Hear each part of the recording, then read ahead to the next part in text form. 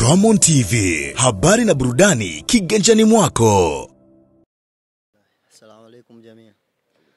Wachezaji kama wachezaji tunaendelea vizuri kama alivyotoka kusema mwalimu. Hakuna mchezaji ambaye ana injury zaidi ya Mzamiru, na wachezaji wote wana morali ya mchezo wetu wa kesho. Simba haimwangalii mtu. Simba haimwangalii mtu, inaangalia mechi zake.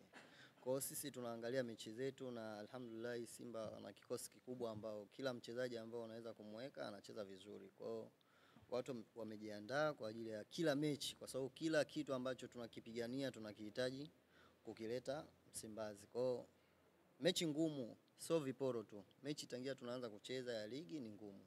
Kwa mechi yetu ya ndani ni ngumu. Always inakuwa hivyo. Hamasa inakuwa iko vile vile, kwa sababu hakuna kitu kizuri kama unatoka kwenye mechi kubwa afu unaenda kwenye mechi ambayo wewe unasema ndogo. Hii sio mechi ndogo.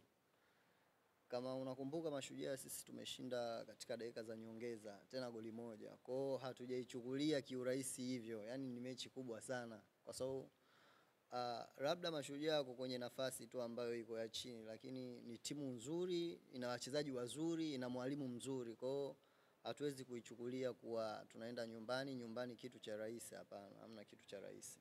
Mashujaa mechi ya kesho itakuwa ni ngumu, na kila mchezaji focus yake ni kushinda katika mchezo wetu wa kesho.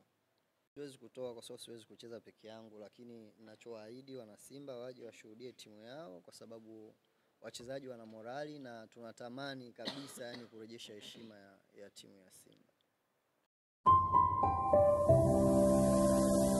Ramon TV, habari na burudani kiganjani mwako.